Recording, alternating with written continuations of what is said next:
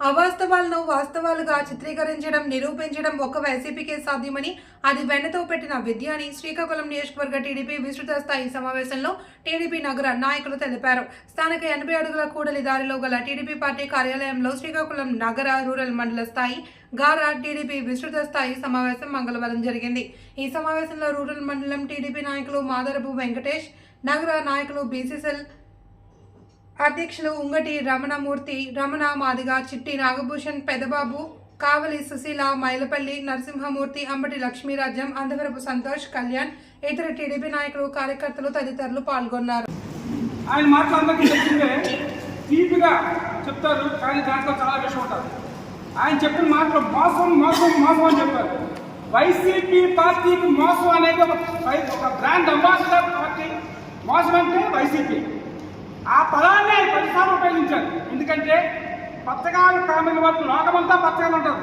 YCP మోసం, దగ, కుళ్ళు, కుట్ర, అసూయ, ద్వేషం ఉన్న పార్టీ వైసీపీ నాయకులు వాళ్ళు. ఎందుకంటే వాళ్ళు 2019 అధికారంలో వచ్చినప్పుడు ఎన్ని హామీలు ఇచ్చారు. ముఖ్యంగా మహిళలకంతా కన్నీరు కనిపించి మోసం చేసింది వైసీపీ కాదా, జగన్మోహన్ రెడ్డి గారు కాదా, మీరు కాదా? సూటిగా అడుగుతున్న ధర్మం ప్రసాద్ గారు.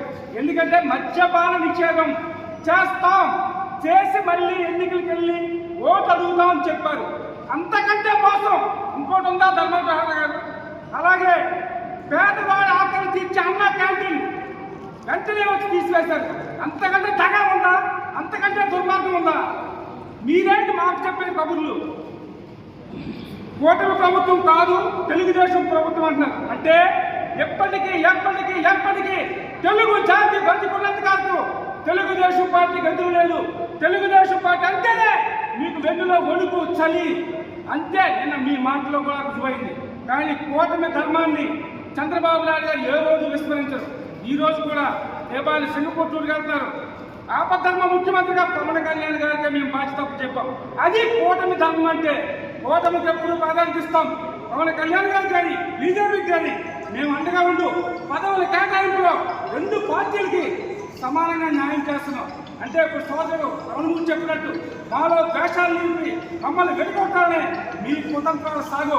పవన్ కళ్యాణ్ గారు చెప్పినట్టు ఖచ్చితంగా 15-20 సంవత్సరాలు కూటమి కలిసే ఉంటుంది. వైసీపీకి అభివృద్ధి ఖాయం. ఇక శ్రీకాకుళం శాసనసభ తెలుగుదేశం పెద్దలందరికీ నమస్కారం తెలియజేస్తూ,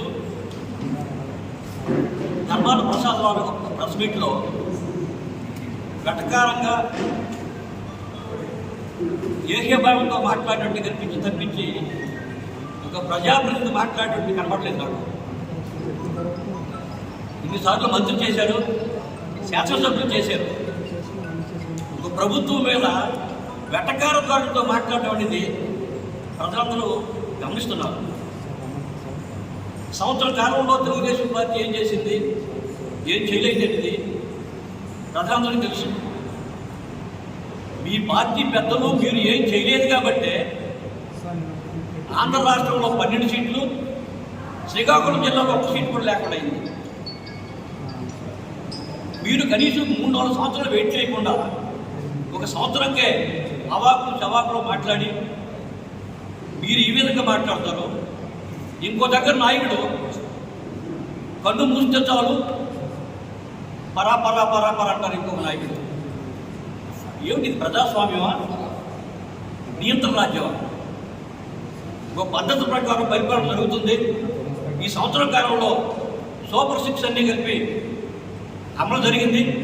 రేపు ఆగస్టు 15 నుంచి మహిళలకు కూడా ఉచిత బస్సు ప్రవేశపెడుతున్నారు. మీరు ఒక్క ఇంట్లో ఒక కుటుంబంలో ఒక కుర్రోడికి కానీ ఒక అమ్మాయికి కానీ మీరు తల్లికి వందలు ఇచ్చారు. అంటే ఆ తల్లిదండ్రులు కూడా పిల్లల మధ్య ఈర్ష్య పెట్టి ఏ కొడుకు ముఖ్యం, ఏ కూతురు ముఖ్యం అనేటువంటి ఈర్ష్య స్వభావంతో పెట్టారు తప్పించి మీరు మంచి స్వభావంతో పెట్టలేదు. ఈరోజు చంద్రబాబు నాయుడు గారు కుటుంబంలో ఎంతమంది పిల్లలు చదువుకుంటూ అందరికీ తల్లికి వందలు వేశారు. ఇంకా ఎవరికైనా తెప్పిపోయి ఉంటే ఇంకో డేట్ ఇచ్చారు, ఆ డేట్స్ చేస్తున్నారు. పద్ధతి ప్రకారం ప్రభుత్వం ఒక క్రమం పద్ధతిలో కార్యక్రమాలు చేపడుతుంది. మీరు ఎప్పుడే గాబరైపోయి రేపే ఎలక్షన్లో మళ్ళీ మీరు వచ్చినట్టు ప్రజలంతా బలం మీకే ఉన్నట్టు మీరు ఎక్స్పోజ్ చేస్తే తెలుగుదేశం పార్టీ నాయకులు కానీ తెలుగుదేశం కార్యకర్తలు కానీ మామూలుగా ఊరుకోరు. వీళ్ళు కూడా మా ప్రయత్నం మేము చేస్తాం. కాబట్టి పెద్దలు గౌరవనీయులు ప్రసాద్ గారు, మీరు మీ కార్యకర్తలు ఉత్సాహపరచుకోండి, కానీ ప్రభుత్వం మీద వెంటగానే మాట్లాడడానికి భావ్యంగా లేదని మనం చేస్తూ సెలవు తీసుకుంటున్నాం. మరి మా నియోజకవర్గ ప్రజల మధ్యన ప్రజానాయకుడు గౌరవనీయులు సంసద్ గుండిశంకర్ గారు సుమారు 52,000 మెజార్టీతో గెలిచిన తర్వాత 11 నెలలకి ఈరోజు మాజీ మంత్రివర్గకి తెలివి వచ్చిందని అడుగుతున్నాను.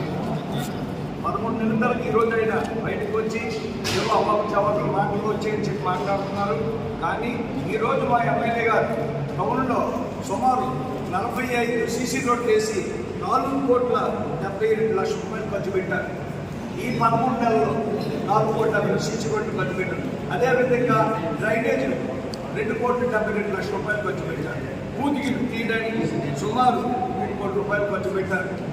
అదేవిధంగా లైటింగ్ 80 ఫీట్ రోడ్ నుంచి బుక్షిరాల బొమ్మకి, డే నైట్ నుంచి 7 రోడ్ కనెక్షన్కి 60,00,000 రూపాయలు ఖర్చు పెట్టారు. ఈ మధ్య గతంలో వైసీపీ ప్రభుత్వం ఏమైనా మున్సిపాలిటీ నాయకులుగా ఉంటున్నారు, ఏమైనా మీరు ఖర్చు పెట్టారని అడుగుతున్నారు. మరి 5 సంవత్సరాలు పరిపాలన చేశారు, వాళ్ళు ఏమైనా మున్సిపాలిటీ అభివృద్ధి చేశారా అని. మా 13 నెలల్లో మా ఎమ్మెల్యే గారు సుమారు 15 కోట్ల దాకా మున్సిపాలిటీ పరిధిలో ఖర్చు పెట్టి మున్సిపాలిటీకి తీసుకొచ్చారు. ప్రతి దీనిలో ఈరోజు సుమారు వెళ్తుంటే ప్రతి ఒక్కరు కూడా ఎమ్మెల్యే గురించి చెప్తూ ఆయన శ్రద్ధాన్ని తెలియజేస్తున్నారు. అలాంటి ఎమ్మెల్యే గారు మన నియోజకవర్గం రావడం మా అందరికీ చాలా అదృష్టం. రేపు రానున్న రోజుల్లో కూడా ఈ మున్సిపాలిటీ ఎలక్షన్ పెంచేసి తప్పకుండా మున్సిపల్ ఆఫీస్ మీద జెండా ఎగరేస్తాను తెలియజేస్తూ ఈ అవకాశం మీ అందరికీ